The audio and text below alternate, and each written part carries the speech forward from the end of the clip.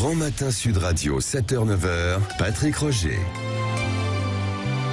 Il est 7h13.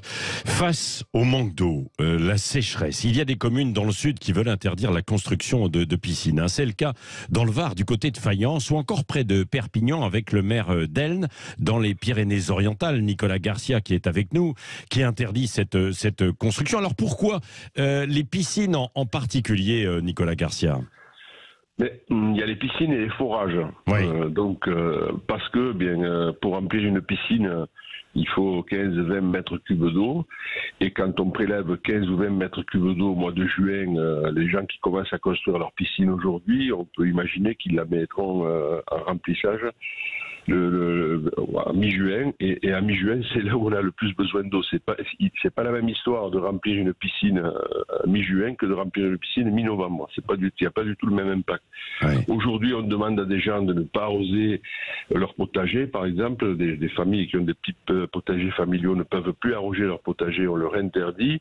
Ils en ont besoin pour se nourrir. Et si le soir, ils voient que le voisin construit ou remplit la piscine, ça me paraît assez immoral quand même. Oui. Donc, jusqu'au 30 avril, on suit l'arrêté préfectoral de sécheresse du préfet, jusqu'au 30 avril. S'il pleut en mars une semaine, on lèvera l'arrêté.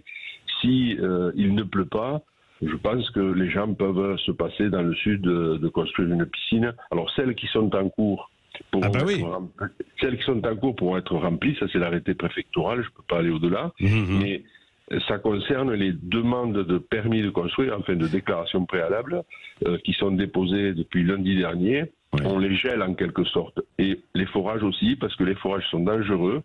Ouais. Et j'ai la responsabilité de la santé et de la salubrité publique en tant que maire.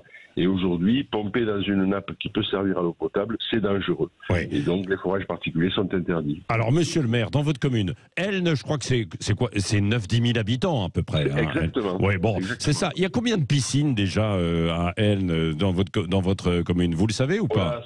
C'est très difficile à quantifier, il y en a beaucoup, dans les nouveaux lotissements notamment. Ouais. Je peux dire par exemple que depuis juillet 2020, en gros depuis la Covid et depuis le deuxième tour des élections municipales, Tout le monde creuse pour faire sa piscine, quoi. Il y a une centaine de piscines qui ont été faites.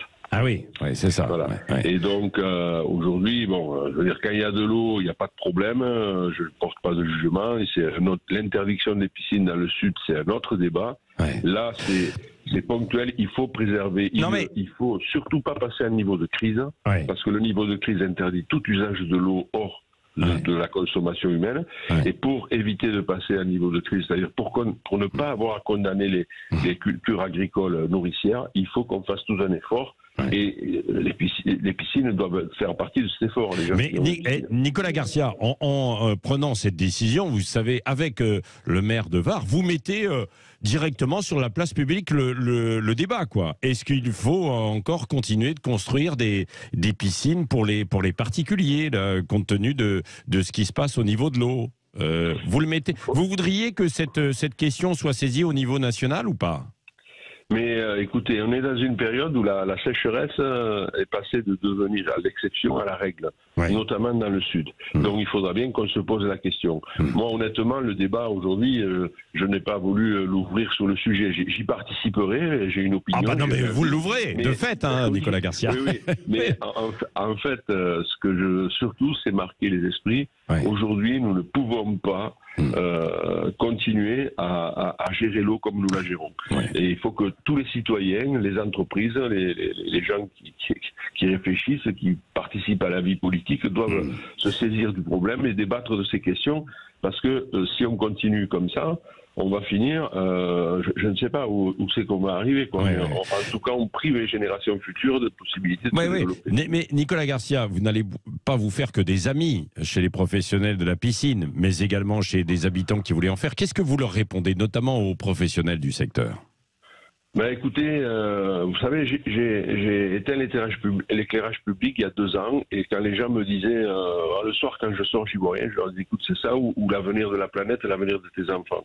Et donc aujourd'hui, moi je leur réponds écoutez, pour quelques semaines, nous allons tous faire un effort. Il faut préserver l'eau pour pouvoir manger, boire, se nourrir, se laver, et pour pouvoir arroser nos productions agricoles nourricières. Il serait fou qu'on soit obligé d'interdire les agriculteurs d'arroser leurs tomates dans un mois, alors qu'on devrait les faire venir d'Afrique ou de je ne sais où on ne respecte pas, où on n'a pas d'eau douce. Je veux dire, il faut qu'on préserve absolument ces usages. Et pour préserver ces usages, il faut couper, je dirais, l'utilisation de l'eau non essentielle. Et pour moi, actuellement, construire une piscine, c'est pas essentiel. On peut la construire cet hiver, on pourra peut-être la construire en mai si jamais il pleut en mars, je ne sais pas, mais en tout cas... Est-ce que vous avez eu d'autres maires là, qui vous ont appelé du coup depuis que vous avez pris cette décision il y a quelques jours? Oui, bien sûr, les maires s'interrogent. C'est pas la grande... Mais le débat commence, c'est-à-dire qu'on organise un peu partout des réunions.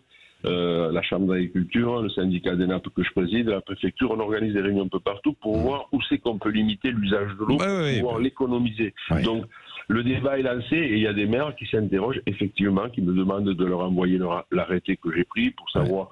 Et en fait, c'est un arrêté qui suit et qui relaie celui du préfet pour lui donner plus d'efficience en quelque sorte. On a compris votre démarche, hein, Nicolas Garcia, évidemment, et beaucoup vont s'interroger. Et dites-moi juste, question annexe, mais vous avez une piscine, vous, Nicolas Garcia, ou pas?